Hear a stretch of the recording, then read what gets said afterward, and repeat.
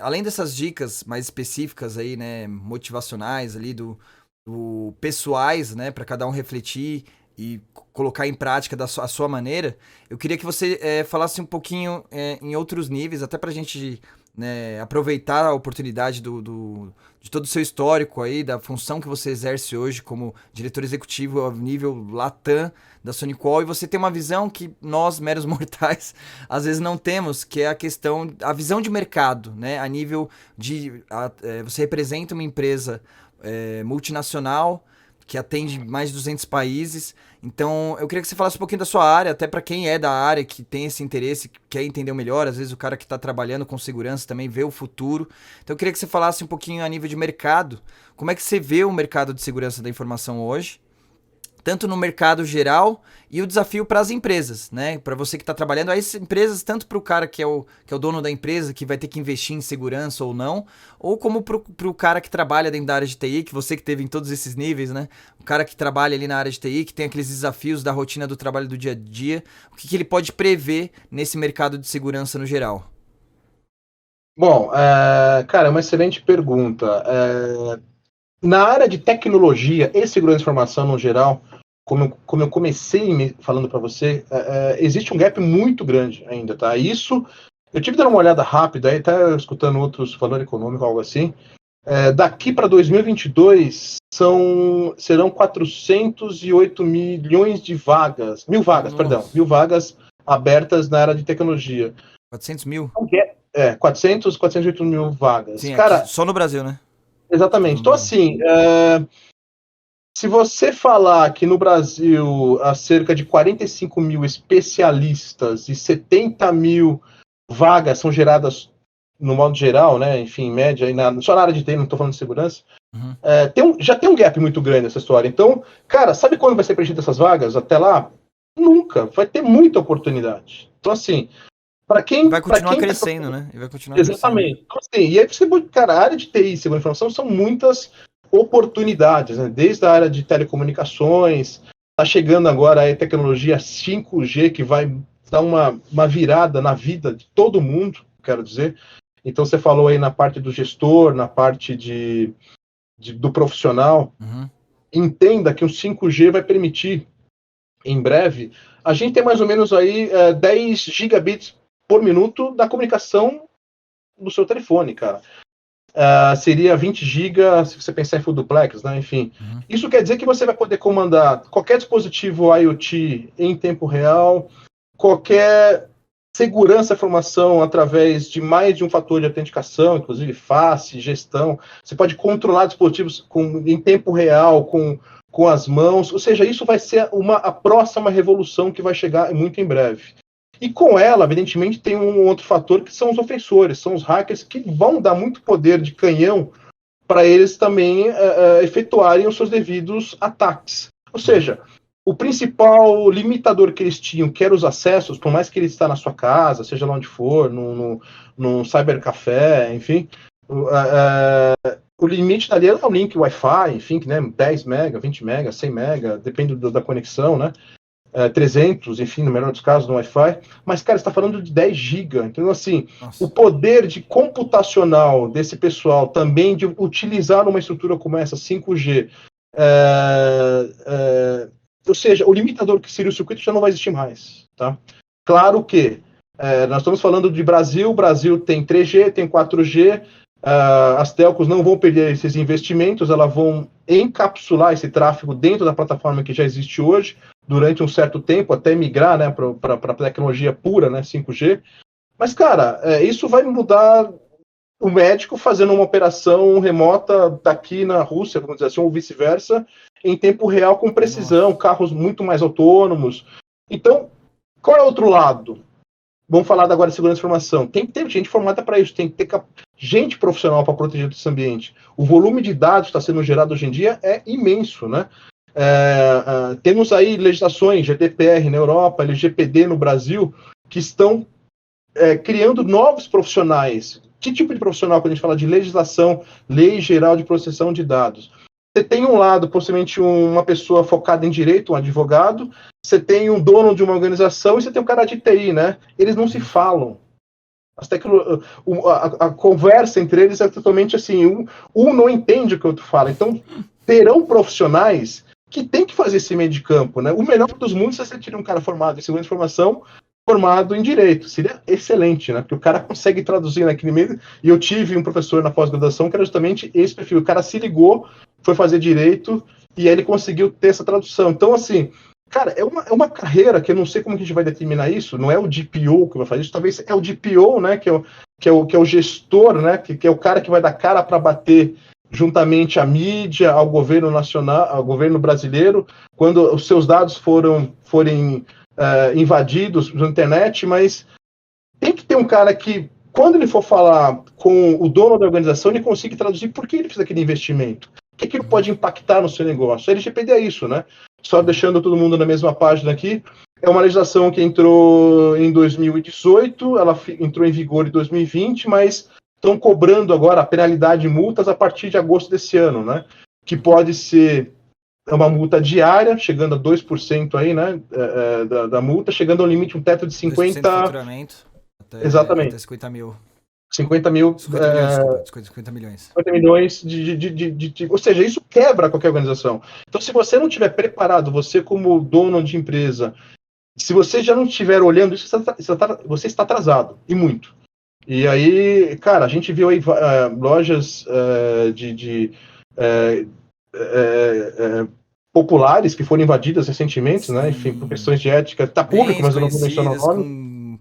Conhecidas. Um banco de dados gigantesco de dados pessoais e sendo invadidas, esses dados sendo corrompidos, sendo expostos.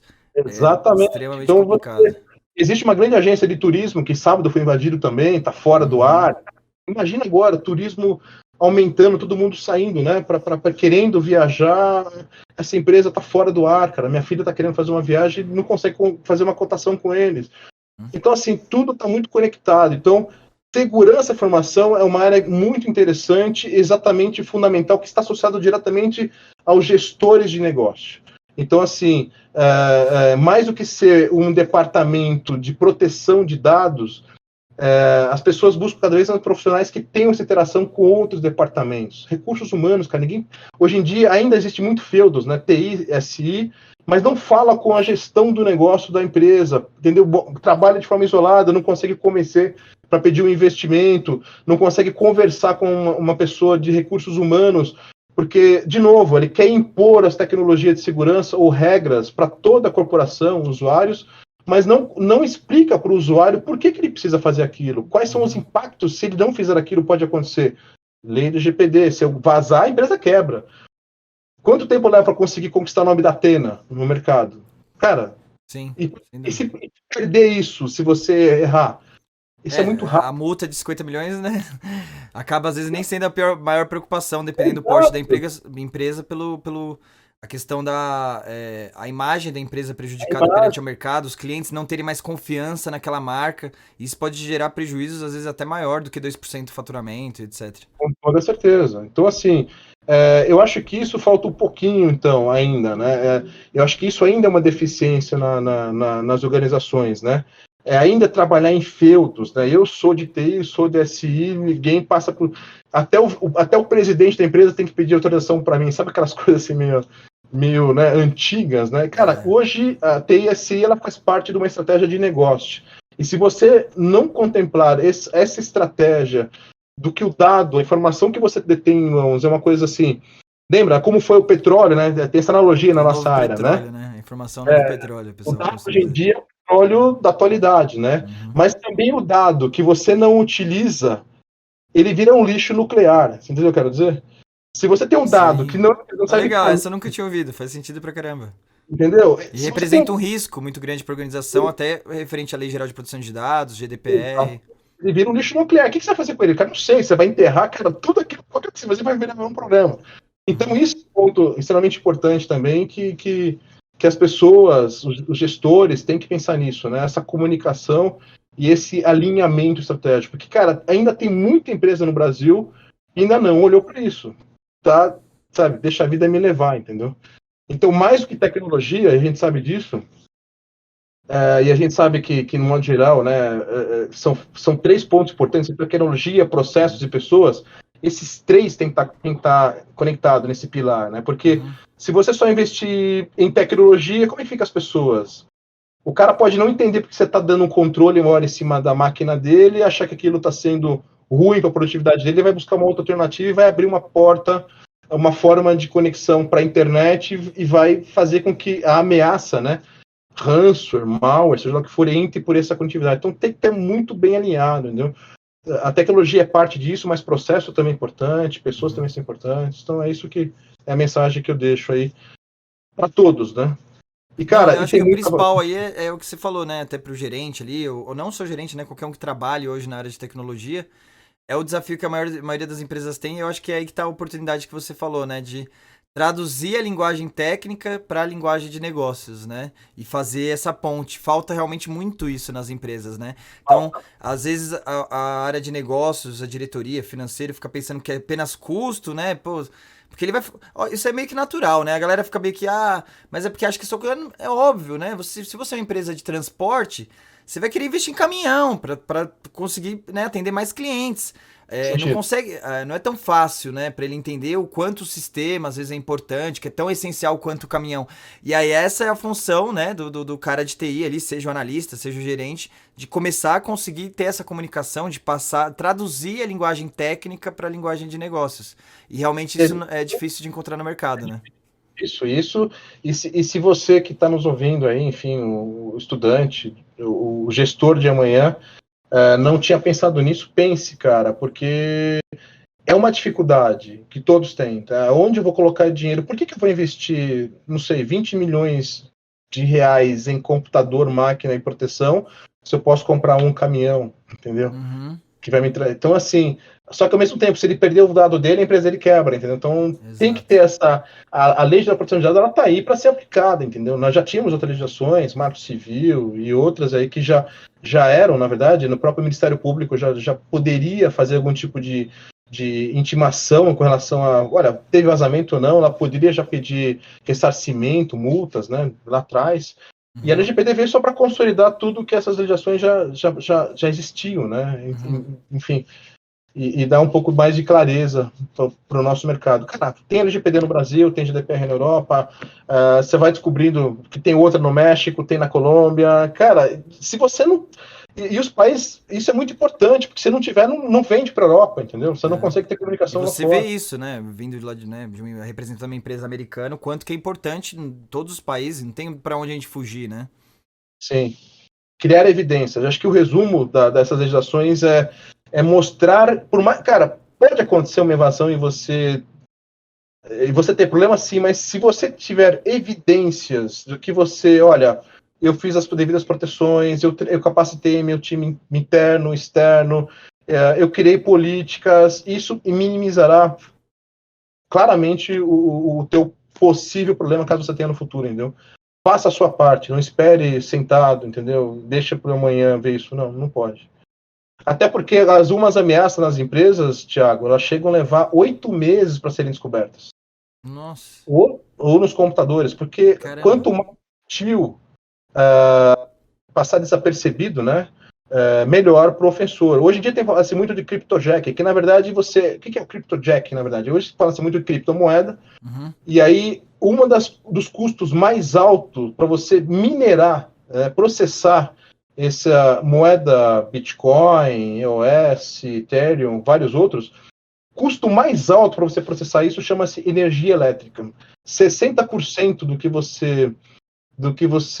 do custo para você minerar um Bitcoin é energia elétrica. Então, uhum, se eu sou ofensor, se eu consigo distribuir isso utilizando recursos computacionais, dispositivos celulares, tablets, para processar o que eu preciso desse Bitcoin, eu estou ganhando mais dinheiro, concorda comigo? sem dúvida. Então, aí você começa a descobrir, você começa a perceber que o teu computador está com aquela ventoinha o tempo todo funcionando, alto processamento, você não sabe o que está acontecendo. Pode ser um aplicativo de CryptoJack usando o seu computador para processar parte disso. Seu telefone, cara, meu telefone tá sempre quente, né? Caramba. Não sei o que tá acontecendo. O cara tá ganhando nas suas costas, do investimento que você fez em máquina e tal, o cara tá minerando Bitcoin na sua máquina. Nem você usa ela pra minerar e o cara tá usando as suas custas. Então, são pontos. A gente pode falar aqui de segurança da informação a noite toda, mas. Eu vou deixar para o próximo, esse foi legal, a gente falou. A gente também falou sobre segurança, obviamente, mas falamos de coisas mais importantes ainda, né? Que é pra gente absorver pra nossa vida pessoal, que ajuda tanto profissionalmente, acho que né, ajuda a vida em todos os sentidos aí. Mas nesses pontos de segurança também se deu dicas sensacionais aí. Mas vamos ter que marcar um próximo. Meu ex-chefe, que ele segue na área até hoje, me deu uma. Cara, me deu um problema para resolver de conectividade. Era hubs, não era nem switch de rede. Ele falou assim: faz esse negócio funcionar. E me deu um saco de lixo com um monte de cabo no meio. Cabos de rede. Aí eu fui, olhei aquilo, vi que tava em loop e tal, desfiz e tal. Não, beleza, tá contratado. Tá bom. Fui contratado e fui cuidar da rede, da parte de telecomunicações dessa empresa.